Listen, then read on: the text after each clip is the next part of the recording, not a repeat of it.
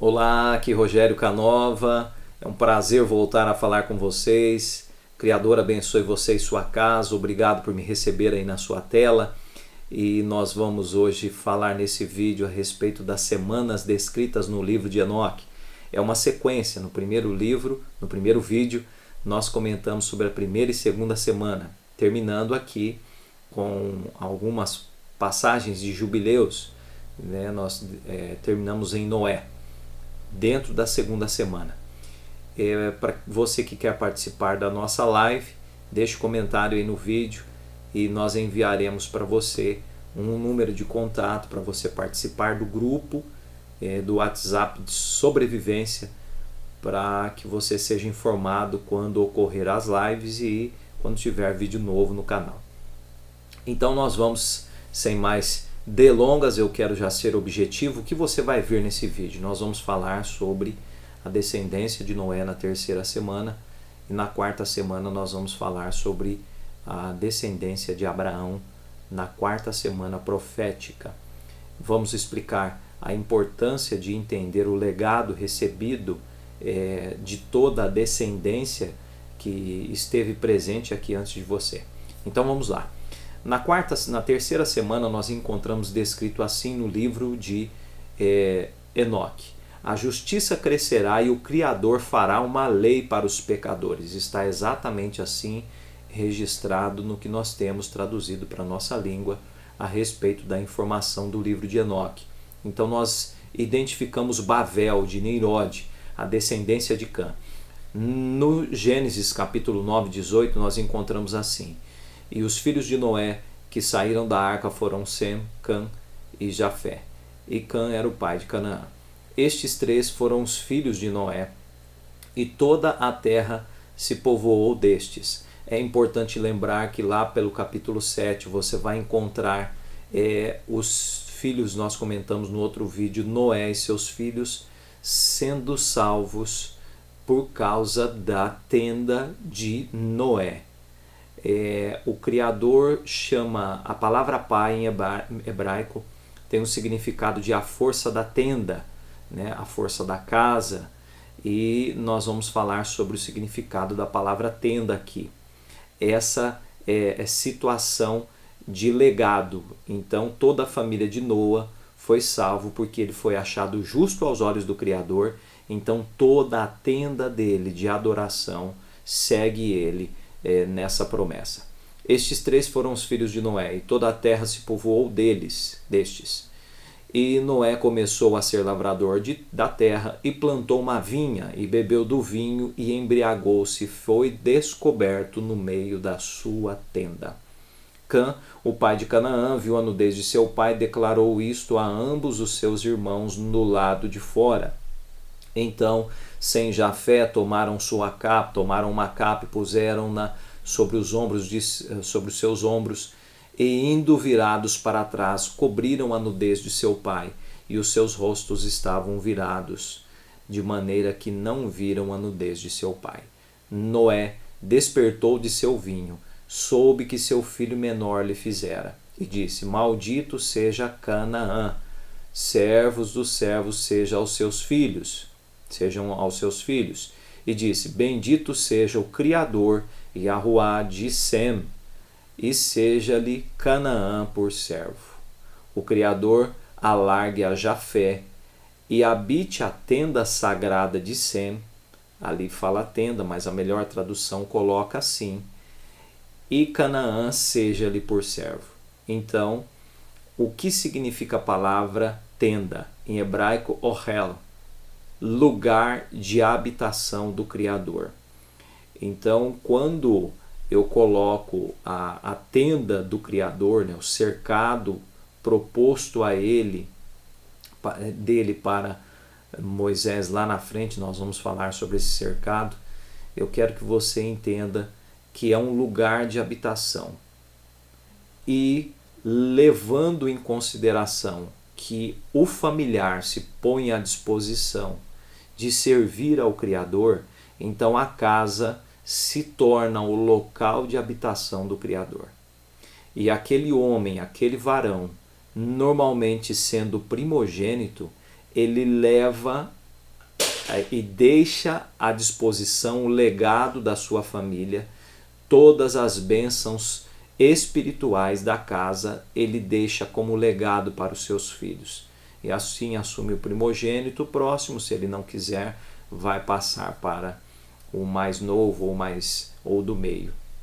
Alguns historiadores comentam que existe um erro de tradução e um costume colocando Sem como primogênito. Eles dizem que Jafé é o primogênito. Independente de ser Sem ou Jafé, Sem possui o direito à espiritualidade da casa, fica bem claro aqui, e ele está encarregado. Então, através da tenda sagrada de habitação de Sem, Jafé também se torna bem-aventurado, certo? Então, continuando aqui, depois eu quero que você leia Gênesis 7 para você entender um pouco melhor, né? Você vai encontrar aí na sua escritura o Gênesis 7, Gênesis 9, eu convido você para ler, correto? E eu quero também que você faça um exame, use a Bíblia Ruby para você observar o significado dessa palavra tenda, né? Não fique só nas minhas palavras, eu quero que você abra o réu, né? E você tenha a oportunidade de ver os significados e os momentos que essa palavra foram utilizadas dentro do contexto da Escritura. Eu quero que você também leia Gênesis 10, 21, eu já deixei separado aqui, numa tradução melhorada, dá-se a entender que o irmão mais velho de Sem é Jafé, o mais velho, certo?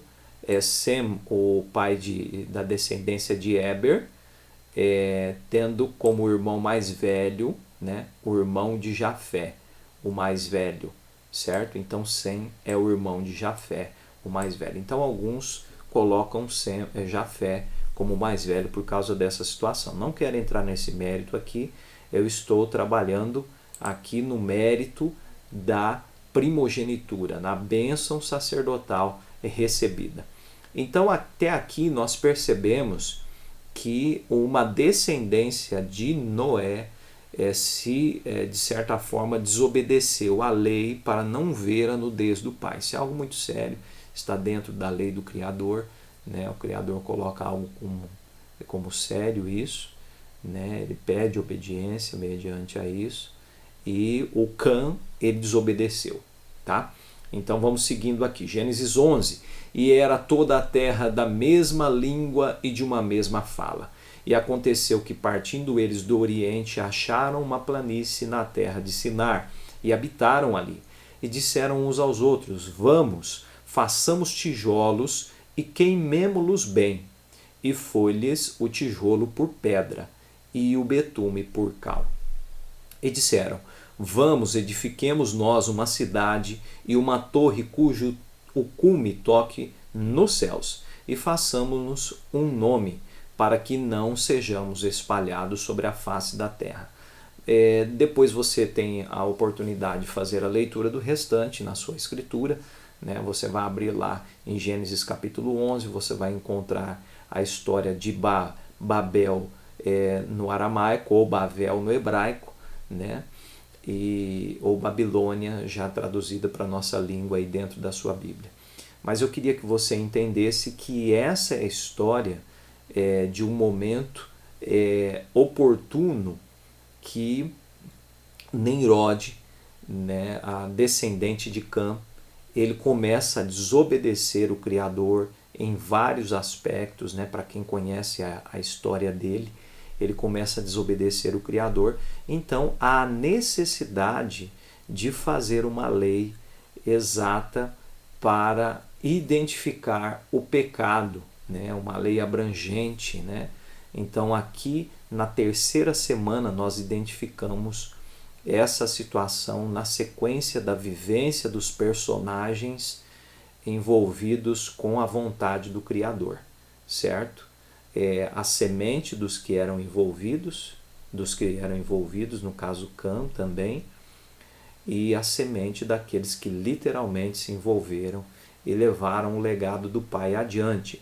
Então, nessa terceira semana, nós temos apresentado aqui nessa sequência de semanas proféticas, e eu quero que você entenda muito bem que o Criador, ele coloca para o seu povo a sua vontade, o seu querer, e ele reina sobre o seu povo.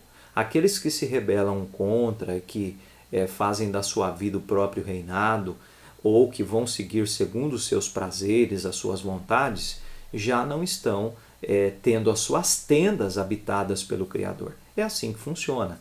Então, literalmente, como diz a Escritura, já estão condenados. Para aqueles que querem fazer parte da semente de Abraão, da semente de Noa, da semente de Adão, esses possuem uma lei que identifica aquilo que agrada e aquilo que desagrada o Criador. É muito simples de entender tudo isso. Não tem segredo, não tem nada absurdo e nem colocado como uma coisa, né, é assim que funciona. Não, é literalmente desse jeito. Eu tenho a minha casa, eu sou o primogênito de todas as gerações dos meus irmãos, e o Criador me comprou lá no Egito, né? Segundo a Escritura, Êxodo 12 e 13, os primogênitos pertencem a ele, embora eu não tenha nascido num lar hebreu, mas chegou o meu conhecimento, né, através de pesquisas. Nós não seguimos ninguém, nenhum canal, nenhum vídeo de ninguém, simplesmente estamos estudando a Escritura e percebemos essa lei da primogenitura. Então ali eu tenho meu filho primogênito, mais velho, e ele vai carregar, né, segundo a minha orientação, toda essa vontade do Criador. E para aqueles que seguem a vontade do Criador foi feita uma lei, né? Os pecadores, correto? Aqueles que já pecam e seguem a si mesmo já estão condenados. Agora, aqueles que estão interessados em fazer a vontade do Criador e que erram, existe uma lei para observar os seus erros e existe uma forma de reparar esse erro, né? Digamos assim, fazer uma certa purificação novamente. Você está vendo aqui Noa, né? Dentro da tenda dele, ele se tornou exposto, né? É lógico que não tem como você tomar banho de roupa, mas existe um local próprio para você tomar o banho.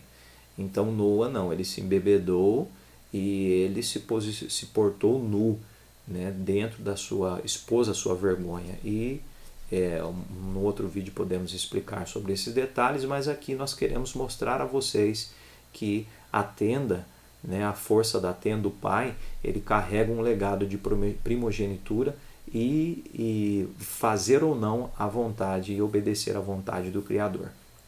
Então, dentro desse contexto aqui, nós temos um pessoal espalhado, né? As pessoas são espalhadas pelo mundo, e para a região de Ur, nós encontramos na quarta semana a profética do livro de Enoque, dizendo assim: um homem será eleito como planta de juízo justo, através do qual crescerá como planta de justiça para a eternidade.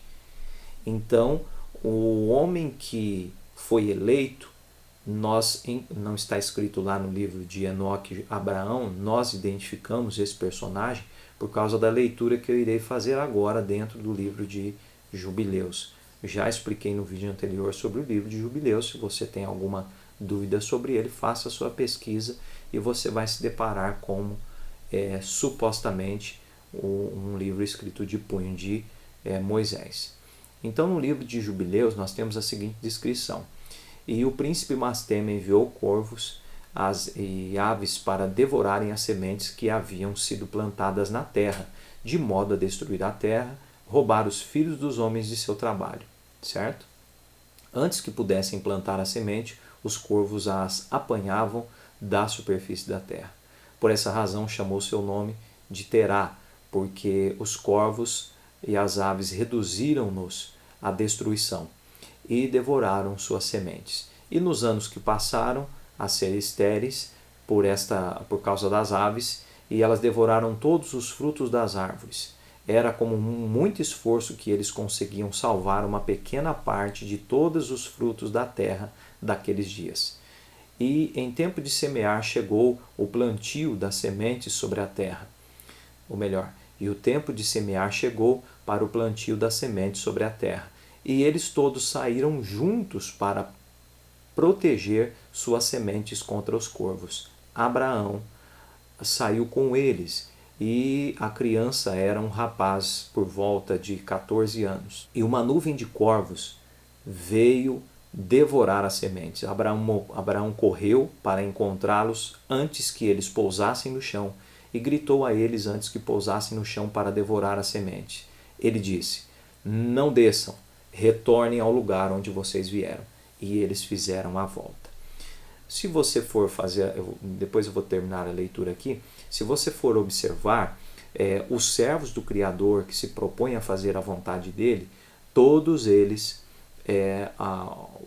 passam a dar ordem, né, e situações como essas são obedecidas justamente porque o Criador disse lá atrás a descendência de Adão, né, e a descendência de Noa, que os animais seriam subjugados a eles, tá certo?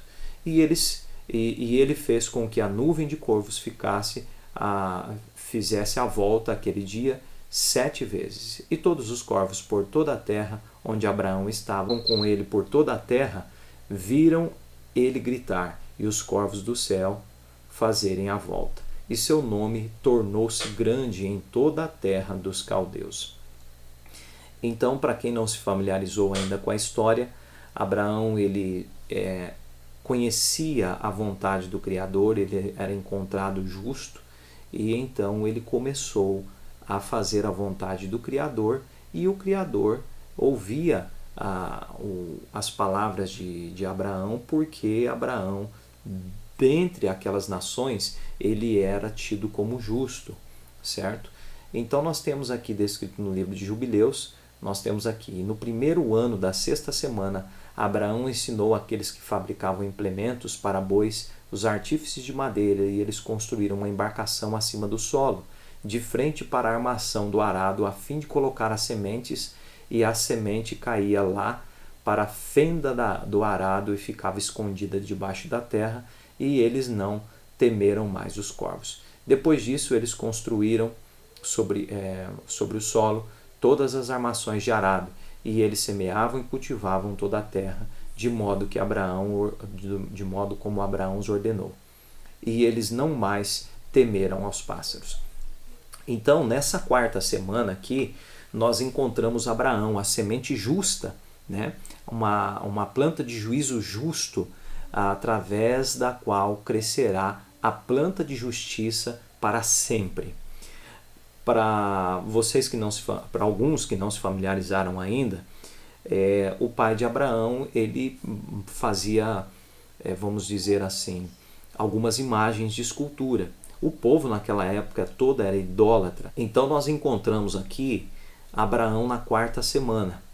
No vídeo anterior eu comentei com vocês que o Criador pede para Abraão sair da Eretz dele e ir para Adamar, que o Criador prometeu para ele. Eu quero que você que está vendo o nosso vídeo comece a observar que o Criador ele caminha com o povo que se propõe a fazer a vontade dele. Abraão se torna um filho da promessa porque se torna obediente a toda a lei que o Criador prescreve, a toda orientação, aquilo que é colocado como desagrado para ele, Abraão evita fazer. Então, Abraão e a casa dele, a força da tenda, né? Abraão, a força da tenda, então ele se propõe a permitir que o Criador habitasse com ele. Indo um pouquinho à frente no raciocínio, para que você entenda o que eu estou tentando dizer aqui, você vai perceber que lá na frente, com Moisés, o Criador pede para Moisés fazer um cercado, e para que ele possa habitar com o seu povo. Agora, detalhe, o Criador explica para Moisés, e Moisés escreve a punho, todas as informações necessárias para que o povo não desagradassem o rei soberano deles, que era o próprio Criador. Então Moisés faz de punho. E o Criador mostra também para Moisés que o povo pode ser salvo através do sangue do Cordeiro, apresentado, né, mediante a uma situação em que o povo pudesse fazer contrária à vontade do Criador. Então, num determinado momento que o povo errasse contra todas aquelas leis, aquelas ordenanças que o Criador havia dado, o povo teria a oportunidade de se apresentar ao sumo sacerdote, levar o cordeiro e transferir a culpa para o cordeiro. Uma nação escolhida, uma vez escolhida, não está salva para sempre. Nós sabemos disso. Temos que ser maduros para compreender e entender o que está escrito dentro das Sagradas Escrituras. Isso é tão verdade que o povo precisa, toda vez que errar, levar um cordeiro para ser sacrificado e fazer a transferência do pecado, para que o povo se torne puro novamente, para se encontrar com o seu Criador dentro do arraial dos santos. E assim nós podemos transferir essa responsabilidade para os nossos dias. Nós estamos vendo aqui a descendência de Noé. 2 filhos têm interesse em fazer a vontade dele. Explicitamente, a sua descendência começa a desobedecer, então sai do caminho batido. Depois nós chegamos aqui a Abraão, né, numa terra Ur dos Caldeus habitadas, né, da descendência ali de filhos que estavam errando, e Abraão então se levanta, observa, né, toda a falta de conformidade que o povo apresentava com o Criador deles na época e se posiciona fiel, né, íntegro. Então fica aqui a dica, né, para aqueles que querem compreender as Sagradas Escrituras. Nós não vamos direto ao final, ao Apocalipse, nós precisamos de compreender o contexto desde o início para nós tirarmos as nossas conclusões e fazermos as nossas observações.